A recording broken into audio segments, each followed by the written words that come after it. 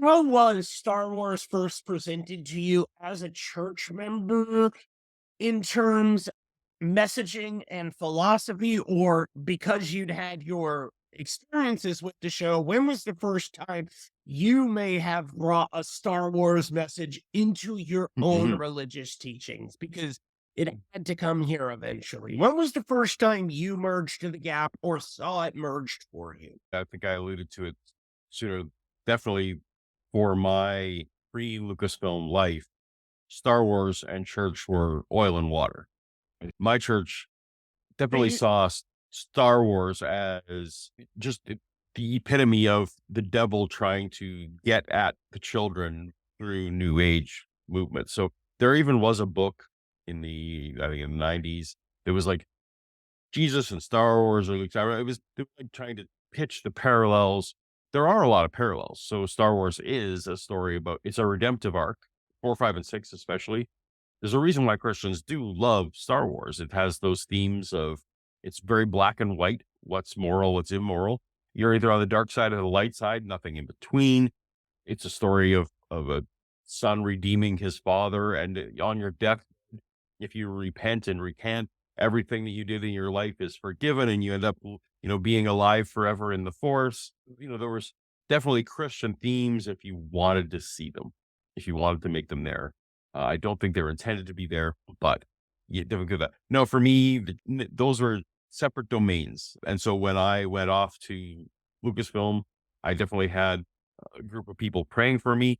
I had a large group of people discouraging me from both going to San Francisco, which is a liberal haven, and then also just working the for George Lucas working for and George. And so there was not only that, afterwards, he'd done a movie like Willow, which was just openly magic use. And clearly his agenda was not in line with evangelical Christianity. So, but I pitched this as well. I'm going to be, if there's no missionaries there, if there's no Christians who work there, who's going to be saved? So I was going to be the missionary to there. how And many people weirdly, have told that how many people have told them that before they go off to what I ultimately describe as the dream job they've always wanted? of course.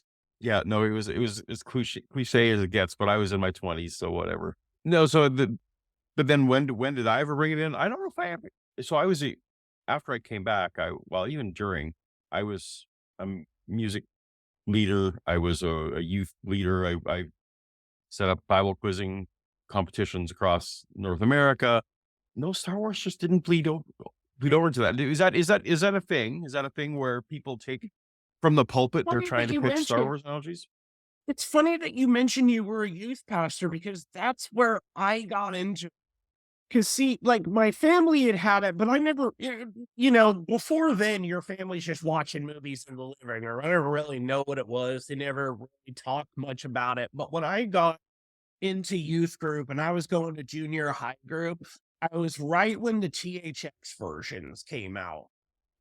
My youth group pastor was so unbelievably stoked because, like you, he'd grown up in the 70s, was just enamored by this. So immediately we began having nights, for youth group nights where we'd watch the trilogy or we'd watch one another night. And it was just he would do so many messages about this stuff. He would relate to other people. Maybe it was just an Orange County thing. Like, I just assumed it was ubiquitous, like, to a certain point, because everybody I'd meet other youth pastors and I'd tell them what we were talking about, and they'd get just as excited.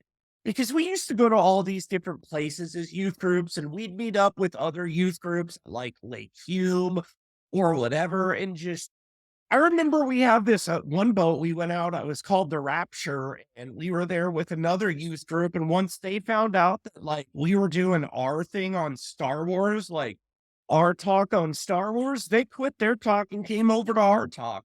So I guess in my head, I just created this scenario where like maybe people, maybe every other church was just like mine because I think that's what you do. And Well, so there's that certainly a trend in question came from. there's a trend in youth ministry to, and I don't think even when I was a Christian, I didn't think it was bought as a trend, and I'm not sure it is now, to take whatever the kids are into and try to bolt that onto Christianity somehow. So I now see I watch apologetics video far more than I should. I see now, like, whenever a multiverse movie comes out from Marvel, they're like, "Well, does the multiverse prove God, or does it prove God, or what are the Christian themes in Spider-Man: Far From Home, or what are like they will take, or now that they'll be on TikTok, it's the whatever the kids are into. A youth pastor is going to try to bring that around. It's there's all the joke when I was in Bible school was always like, "Hey, I noticed you have four wheels on your car. Did you ever hear about the four spiritual laws?" Like, like you try to weirdly do a Ray Comfort style, like whatever it is you're talking about, I'm gonna try and relate to Jesus mentality, I think is a thing that happens anyway.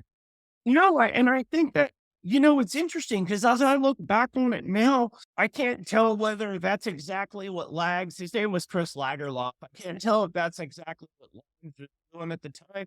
I feel like at the time, I feel like it might have been more genuine. It was his own love of Star Wars that got everyone into it Oh, sure. because the THX was like the first time this had come back into like the zeitgeist at all, It was just like, holy man, this is new and so different. And that's why I thought, maybe a lot of churches take this method or this message because the message, like you said, is ubiquitous, right? Like Mhm. it's in a lot of religions.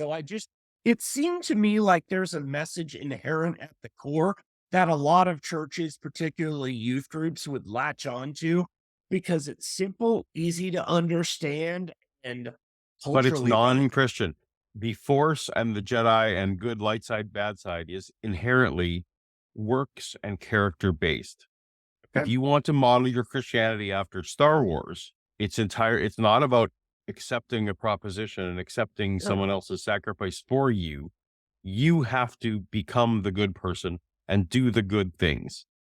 So it's inherently every other religion. The one thing that sets Christianity apart is that it's not works based. And if a youth pastor takes up Star Wars in this, they're actually sacrificing the one thing that makes them unique, and basically may as well have a church of universalism at that point. So as we put up, I need to for my live streams actually get a Jesus hat or something to put on my Christian hat when I'm speaking as I used to. I think fundamentally a pastor who does that is undermining the one or one of the redeeming graces that Christianity actually has from an intellectual standpoint is it actually is a unique proposition versus the other religions.